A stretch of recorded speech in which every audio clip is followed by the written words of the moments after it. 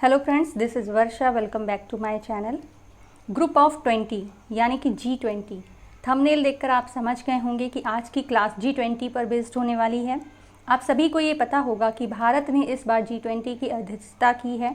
तो इसमें कितने सदस्य हैं, कौन कौन सी कंट्रीज़ हैं, इसका एजेंडा क्या है, इसकी स्थापना कब हुई है एंड भारत में इसकी जो मीटिंग्स हैं वो कहाँ कहाँ पर हुई हैं, इन सभी के बारे में इस वीडियो में हम जानेंगे। यानी कि ये G20 की A to Z क्लास रहने वाली है। ठीक है, तो बहुत इंपॉर्टेंट क्लास है, वीडियो के लास्ट तक ज़रूर बने रहिएगा। स्टार्ट करते हैं वीडियो। चैनल पर नए हैं तो प्लीज़ चैनल को लाइक, शेयर एंड सब्सक्राइब ज़रूर करें, जिससे ये वीडियो और सभी तक भी पहुँच। स्टार्ट करते हैं हिस्ट्री ऑफ G20 से कि G20 की जो हिस्ट्री है, इतिहास है, वो क्या है, कैसे इसकी स्थापना हुई, किसने की, कौन से सन में की, उन सभी के बारे में यहाँ पर सीखेंगे, जानेंगे। G20 की स्थापना 1999 में एशियाई वित्तीय संकट के बाद वित्त मंत्रियों और केंद्रीय बैंक के गवर्नरों के लिए वैश्विक आर्थिक और वित्तीय मुद्दों पर चर्चा करने के लिए एक मंच के रूप में की गई। ठीक है, कि मतलब जितने भी जब एशिया में संकट आया तो वहाँ के जो जितने भी वित्त मंत्री थे और केंद्रीय बैंक के जो गवर्नर थे, उन्होंने वैश्विक आर्थिक और वित्तीय मुद्दों पर चर्चा करने के लिए एक मंच बनाया जिसको नाम दिया G20 और इसकी स्थापना 1999 में की गई। G20 सभी प्रमुख अंतर्राष्ट्रीय आर्थिक मुद्दों पर वैश्विक वास्तुकला और शासन को आकार देने और मजबूत करने की महत्वपूर्ण भूमिका निभाता है। नेक्स्ट पॉइंट जो आपको याद रखना है कि G20 की जो पहली समिट हुई थी, पहला शिखर सम्मेलन था, वो 2008 में वॉशिंगटन DC में आयोजित किया गया था। तो याद रखने वाली बात ये है एंड ये है, इन दोनों ही पॉइंट को अच्छे से याद रखिएगा। नेक्स्ट है अंतर्राष्ट्रीय मंच के रूप में G20 की भूमिका को सदस्य देशों के आर्थिक और पारस्परिक सहयोग के लिए इसकी पहल के माध्यम से मान्यता दी गई थी। 2007 में वैश्विक वित्तीय संकट के दौरान ग्रुप ऑफ 20 को मजबूत किया गया और राज्य प्रमुखों के स्तर तक उन्नत किया गया और इसे प्रमुख मंच के रूप में नामित किया गया। अंतर्राष्ट्रीय आर्थिक सहयोग के लिए G20 को एक प्रमुख मंच के रूप में नामित किया गया। ठीक है, और इसकी जो पहुंच है, इसकी जो सुविधाएं हैं, वो राज्यों तक भी पहुंचाई गई। ठीक है, यह G20 को वास्तव में अपने सदस्य देशों के बीच आर्थिक सहयोग के लिए एक अंतर्राष्ट्रीय संगठन बनाता है। मतलब अगर कभी किसी देश को, G20 के किसी एक सदस्य देश को आर्थिक परेशानी का सामना करना पड़ता है तो बाकी जो सदस्य हैं वो मिलकर उस कंट्री को आर्थिक इकोनॉमिक जो संकट आया है उससे बाहर निकालने की कोशिश करेंगे, उसको सहायता देंगे। ओके, नेक्स्ट है हु आर G20 मेंबर्स। तो G20 के जो सदस्य हैं वो कौन कौन हैं।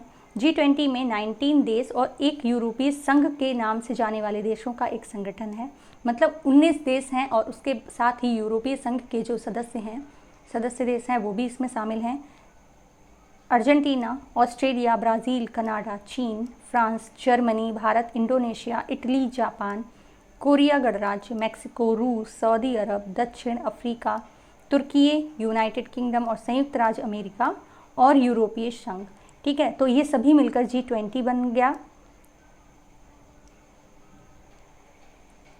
ये देश दुनिया भर से और ये सदस्य वैश्विक सकल घरेलू उत्पाद का लगभग 85%, मतलब ऑल ओवर कंट्रीज़ में G20 जो है GDP का 85% देते हैं, वैश्विक व्यापार का 75% से अधिक और विश्व की लगभग 2/3 आबादी का प्रतिनिधित्व करते हैं।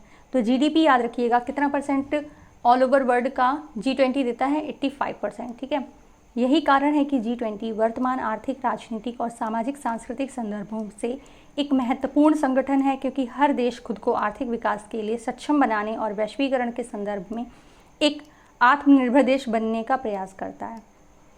G20 एक ऑल ओवर पैकेज है, आप ये समझ लीजिए कि जैसे कि उसमें आर्थिक, राजनीतिक, सामाजिक, सांस्कृतिक संदर्भों के लिए एक महत्वपूर्ण संगठन है जो अपने जितने भी उसके अंदर देश हैं उन सभी को सहयोग प्रदान करता है।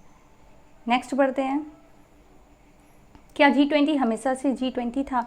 जी नहीं, G20 पहले था G7, जिसमें कौन कौन से देश थे? Germany, UK, France, Canada, US, Italy, Japan.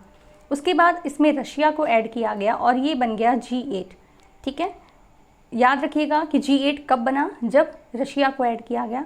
And उसके बाद तुर्की, European Union, Argentina, Brazil, South Korea, Mexico, China, Indonesia, Saudi Arabia, Australia, India और साउथ अफ्रीका को ऐड करने के बाद ये बन जाता है G20। ठीक है। तो सबसे पहले जब G20 की स्थापना की गई तो वो G7 था, फिर उसके बाद रशिया को ऐड किया गया G8, बाकी आपके ये देश ऐड होने के बाद में ये G20 बन गया, ठीक है। ये भी एक पिक्चर है जिसमें ये कौन कौन से देश कहाँ पर हैं वो बताया गया है, आप इंडिया को देख सकते हैं, ठीक है। G20 प्रेसिडेंसीज, G20 का जो पिछला शिखर सम्मेलन हुआ 17वां 2022 में बाली इंडोनेशिया में आयोजित किया गया। उसके बाद में G20 का जो वर्तमान शिखर सम्मेलन चल रहा है, आप सभी को पता है कि ये 18th है और 2023 में भारत में आयोजित किया जा रहा है। इसकी डेट याद रखिएगा, 1 दिसंबर 2022 से 30 नवंबर 2023 तक आयोजित किया जाएगा। एंड G20 का जो फ्यूचर शिखर सम्मेलन है, भावी शिखर सम्मेलन, वो 19वां रहेगा 2024 में ब्राज़ील के रियो डी जेनेरियो में, ठीक है। अब एक चीज़ याद रखने वाली बात ये है कि ये तीनों ही मिलकर बनाते हैं ट्रायोटा।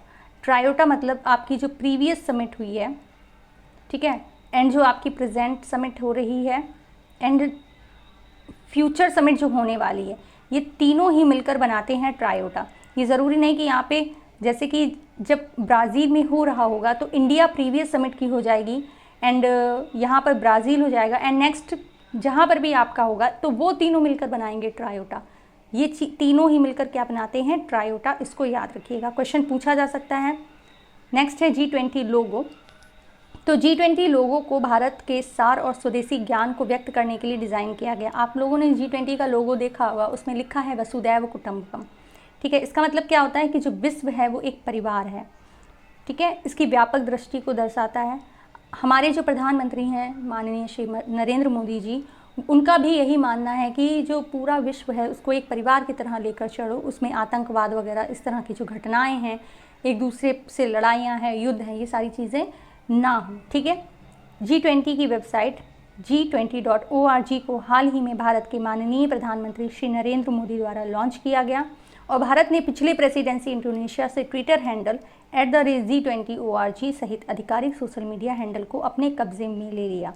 कब्जे में ले लिया का मतलब ये है कि जो भी सदस्य इसकी अध्यक्षता करता है उसके ही कब्जे में जो G20 का ट्विटर हैंडल और जितनी भी सोशल मीडिया हैं वो सारे उसके हैंडल उसके कब्जे में रहती हैं, ठीक है। फिर वो उनको ऑपरेट करता है। नेक्स्ट है G20 लोगों ने भारत के राष्ट्रीय ध्वज के जीवंत रंगों केसरिया, सफ़ेद और हरे और नीले रंग से प्रेरणा ली है। ये पृथ्वी ग्रह को भारत के एक राष्ट्रीय फूल कमल से जोड़ता है जो चुनौतियों के बीच विकास को दर्शाता है, ठीक है। तो इसमें कौन कौन से कलर थे G20 लोगों में उसको याद रखना बहुत ज़रूरी है। केसरिया, सफ़ेद, हरा और नीला। फिर आपने देखा होगा कि पृथ्वी रखी हुई है कमल के ऊपर, ठीक है, जिसके नीचे हिंदी में भारत 2023 और अंग्रेजी में इंडिया लिखा है। प्राचीन संयुक्त पाठ महाउपनिषद, इसको याद रखिएगा, महाउपनिषद में वसुदैव कुटुंबकम, एक पृथ्वी, एक परिवार और एक भविष्य का प्रेरक उद्धरण दुनिया को भारत के संदेश विश्व एक परिवार को दर्शाता है। एक साथ रहने और दूसरों के साथ रहने की ज़रूरत है। तो इसमें याद रखने पॉइंट यही हैं कि कलर याद रखिए, कौन कौन से कलर हैं। लोटस पर पृथ्वी है, ये याद रखिए, ठीक है। और हिंदी इंग्लिश में भारत और इंडिया लिखा हुआ है।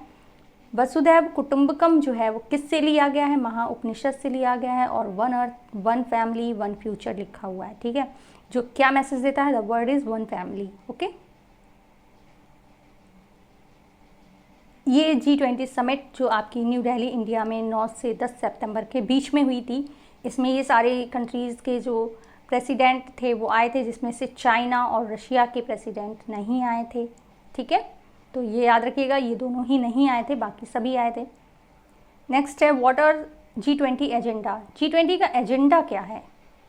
यदि हम बारीकी से देखें तो G20 को आर्थिक सहयोग के एक मंच के रूप में लॉन्च किया गया था, ठीक है। भाई वित्तीय एशिया के जो देश थे उनमें वित्तीय संकट आया था, उसके बाद ही तो G20 की स्थापना की गई थी, जो मुख्य रूप से व्यापक आर्थिक मुद्दों पर ध्यान केंद्रित करता था। लेकिन समय के साथ और आवश्यकता को पहचानते हुए इसने अपने एजेंडे को विस्तार किया और इसमें व्यापार, जलवायु परिवर्तन, सतत विकास, स्वास्थ्य, कृषि शामिल हैं, ऊर्जा, पर्यावरण और भ्रष्टाचार विरोधी है, ठीक है। यानी कि इसकी जो स्थापना थी वो सिर्फ आर्थिक सहयोग के साथ में ही हुई थी, लेकिन जैसे जैसे इसमें देश बढ़ते गए, ठीक है, लोग बढ़ते गए, तो इसके साथ ही इसके एजेंडे में व्यापार, जलवायु परिवर्तन, सतत विकास, स्वास्थ्य, कृषि शामिल हो गई, और साथ ही इसमें ऊर्जा, पर्यावरण और भ्रष्टाचार विरोधी भी इसको बनाया गया। ठीक है। G20 का एजेंडा और जनादेश अब अपने सदस्यों पर विचार विमर्श करने और उन्हें लाभान्वित करने के लिए वर्तमान समय की ज़रूरतों को संबोधित करता है। मतलब अब जो इसके प्रेजेंट में एजेंडा होते हैं, वो प्रेजेंट में जो सिचुएशन है कंट्रीज़ के बीच में, देशों के बीच में, वो इसके मुद्दे रहते हैं। ये देख लीजिए, trade, climate change, sustainable development, health, agriculture, energy, environment, anti corruption, ये जो हैं ये सारे G20 के एजेंडे के अंतर्गत आते हैं। How does G20 presidency stir the agenda G20 agenda. तो G20 में दो समानांतर ट्रैक शामिल होते हैं, एक तो फाइनेंस ट्रैक, एक शेरपा ट्रैक। आपको पता होना चाहिए कि इंडिया में जो है G20 के शेरपा हैं वो किसको बनाया गया, बताइए? अमिताभ कांत जी को। ठीक है। तो वित्त मंत्री और केंद्रीय बैंक गवर्नर वित्त ट्रैक का नेतृत्व करते हैं। फाइनेंस ट्रैक के बाद शेरपा ट्रैक का नेतृत्व शेरपा करते हैं। ठीक है। तो शेरपा राज्य के प्रमुख या सरकार के प्रमुख का प्रतिनिधित्व होता है। तो कौन है हमारे यहाँ के प्रतिनिधित्व करने वाले? अमिताभ कांत, जो एक अंतर्राष्ट्रीय शिखर सम्मेलन की तैयारी करता है। यह नाम नेपाली जातीय समुदाय शेरपा लोगों से लिया गया है, जो हिमालय में मार्गदर्शक के रूप में काम करते हैं, इसीलिए ये नाम लिया गया है। तो याद रखिएगा, शेरपा शब्द कहाँ से लिया गया है? तो नेपाली जातीय समुदाय शेरपा लोगों से। ठीक है, ये भी याद रखने वाली बात है। एंड G20 में दो समानांतर ट्रैक हैं, एक तो फाइनेंस ट्रैक और एक शेरपा ट्रैक। दो ट्रैकों के भीतर सदस्यों के संबंधित मंत्रालयों के साथ साथ अतिथि देशों और आमंत्रित अंतर्राष्ट्रीय संगठनों से प्रतिनिधित्व करने वाले विषयगत रूप से उन्मुख कार्य समूह हैं। ये कार्य समूह प्रत्येक राष्ट्रपति पद के पूर्व कार्यकाल के दौरान नियमित रूप से मिलते हैं। शेरपा वर्ष के दौरान वार्ता की देखरेख करते हैं, शिखर सम्मेलन के लिए एजेंडा आइटम पर चर्चा करते हैं और G20 की महत्वपूर्ण कार्यों का समन्वय करते हैं। तो ये इंपॉर्टेंट है कि शेरपा क्या क्या कार्य करते हैं, उन सभी के बारे में यहाँ पर डिस्कस किया गया है। नेक्स्ट है लाइफ, यानी कि life style for environment. G20 एजेंडों में विषयों में से एक लाइफ यानी कि पर्यावरण के लिए जीवन शैली की अवधारणा है, जिसका उद्देश्य टिकाऊ जीवन के लिए प्रकृति के साथ सद्भाव में रहना है। क्योंकि भाई जब तक आपकी प्रकृति सुरक्षित है तभी आप सुरक्षित हैं। ठीक है। ये विचार हमारे प्रधानमंत्री श्री नरेंद्र मोदी द्वारा 2021 में ग्लासगो में पार्टियों के सम्मेलन COP26 में 2021 में प्रतिपादित किया गया था। तो इसको याद रखिएगा। ठीक है। लाइफ जीवन जीने के लिए एक ऐसे तरीके की परिकल्पना करता है जो हरी और स्वच्छ पृथ्वी के लिए प्रकृति और हमारे मनुष्यों के साथ सह अस्तित्व में रहने वाले अन्य जीवों का सम्मान करता है। तो ये जो लाइफ की अवधारणा है, इसके बारे में कब बात की गई थी? 2021 में ग्लासगो में पार्टियों में सम्मेलन COP 2026 में श्री नरेंद्र मोदी जी ने की थी। और इसका अर्थ क्या है कि प्रकृति के साथ सद्भाव में रहना जीवन के लिए। Okay. What are G20 initiative and activities. तो इनकी जो एक्टिविटीज़ हैं, इनके जो इनिशिएटिव हैं, उनको थोड़ा सा जान लेते हैं कि G20 दुनिया की एक प्रमुख विकसित और विकासशील अर्थव्यवस्थाओं को एक साथ लाता है, जिससे ये अंतर्राष्ट्रीय आर्थिक सहयोग के लिए एक प्रमुख मंच बन जाता है। भारत सरकार ने अपनी अध्यक्षता के दौरान देश भर के कई गतिविधियों कार्यक्रम शुरू किए हैं। एक प्रमुख तत्व G20 को जनता के करीब ले जाना और इसे वास्तव में पीपल्स G20 बनाना होगा। ठीक है। तो आप सभी ने देखा है कि जो G20 के सम्मेलन हुए हैं उसमें जो जन भागीदारी है उसको भी अच्छे से देखने को मिला है। इसे साकार करने के लिए पूरे वर्ष विभिन्न जन भागीदारी गतिविधियों के माध्यम से नागरिक भागीदारी और बड़े पैमाने पर सार्वजनिक भागीदारी की योजना बनाई गई है। ठीक है। तो पीपल्स G20 बनाने की कोशिश की गई है, ये याद रखिएगा। नेक्स्ट है भारत 32 विभिन्न कार्यधाराओं में 50 से अधिक शहरों में 200 से अधिक बैठकों की मेजबानी करेगा और G20 प्रतिनिधियों और मेहमानों को भारत का समृद्ध सांस्कृतिक विरासत की झलक दिखाने और उन्हें एक अद्वितीय भारतीय अनुभव प्रदान करने का अवसर मिलेगा। तो उनको दिखाया जाएगा कि पहले जो भारत था और अब जो भारत है उसमें कितनी ज़्यादा डिफरेंसेस देखने को मिलेंगे और कितनी ज़्यादा उसमें जो विकास है वो देखने को मिलेगा। दिसंबर 2022 के दौरान कोहिमा में आयोजित हॉर्नबिल फेस्टिवल में जब भारत ने G20 की अध्यक्षता संभाली तो G20 पर विशेष ध्यान केंद्रित किया गया। पहला सम्मेलन था आपका वो कुछ यूनेस्को विश्व धरोहर स्थलों सहित 100 स्मारकों को रोशन किया गया और नागरिकों को इन रोशन स्मारकों के आसपास MyGov पर एक सेल्फी अभियान में शामिल होने के लिए आमंत्रित किया गया। ठीक है, तो ये भी याद रखने वाली बात है, इसको याद रखिएगा कि जितने भी विश्व धरोहर स्थल हैं जो यूनेस्को द्वारा, उनको भी अच्छे से सजाया गया और जितने भी नागरिक हैं, आम नागरिक, उनको सेल्फी अभियान में शामिल होने के लिए आमंत्रित किया गया। ओके, नेक्स्ट बढ़ते हैं। Non member countries are invited in G20 summit in Delhi. तो सिर्फ जो आपके G20 की कंट्रीज़ के ही प्रेसिडेंट नहीं आए थे, कुछ नॉन मेंबर कंट्रीज़ को भी दिल्ली में इनवाइट किया गया था। तो वो कौन है? 9 देश हैं: बांग्लादेश, मिस्र, Mauritius, Netherland, Nigeria, Oman, Singapore, Spain, संयुक्त अरब अमीरात। ठीक है, कौन कौन से 9 देश हैं याद रखिए फिर से: बांग्लादेश, मिस्र, Mauritius, Netherland, Nigeria, Oman, Singapore, Spain, संयुक्त राज्य अमेरिका। ठीक है, शिखर सम्मेलन के लिए सभी सदस्यों को कहाँ पर आमंत्रित किया गया था? प्रगति मैदान दिल्ली में जो मंडपम बनाया गया था वहाँ पर। ये आपके नॉन मेंबर कंट्रीज़ हैं। इंटरनेशनल ऑर्गेनाइजेशन को भी गेस्ट के रूप में बुलाया गया था, जैसे कि आपके यूनाइटेड नेशन है, इंटरनेशनल मॉनेटरी फंड है, वर्ल्ड बैंक है, वर्ल्ड हेल्थ ऑर्गेनाइजेशन है, इन सभी को भी गेस्ट के रूप में इनवाइट किया गया था। ठीक है,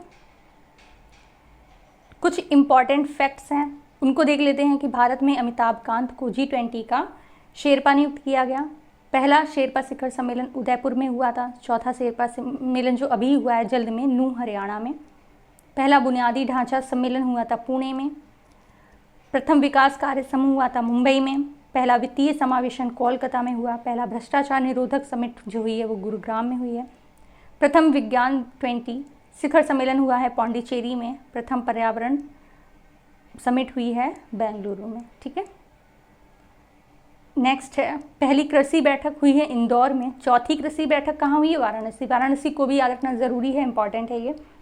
प्रथम सांस्कृतिक समागम खजुराहो में हुआ है। प्रथम विदेश मंत्री शिखर सम्मेलन दिल्ली में हुआ है। पहली स्वास्थ्य बैठक तिरुवनंतपुरम। प्रथम शिक्षा मीटिंग हुई है चेन्नई में। पहला रोजगार समिट जोधपुर। पहला पर्यटन कच्छ का रण में हुआ है। तीसरा कहाँ हुआ है? जम्मू कश्मीर में। प्रथम सिविल 20 हुआ है जयपुर में। तो ये सारे ही इम्पॉर्टेंट फैक्ट आपको एक ही वीडियो में मिले हैं, जो बहुत ज़्यादा यूज़फुल है हर एग्ज़ाम के पॉइंट ऑफ व्यू से। इसको ज़रूर आप लोग नोट कर लीजिएगा और इसकी जो PDF है वो टेलीग्राम चैनल पर प्रोवाइड करा दी जाएगी। Thank you so much for watching.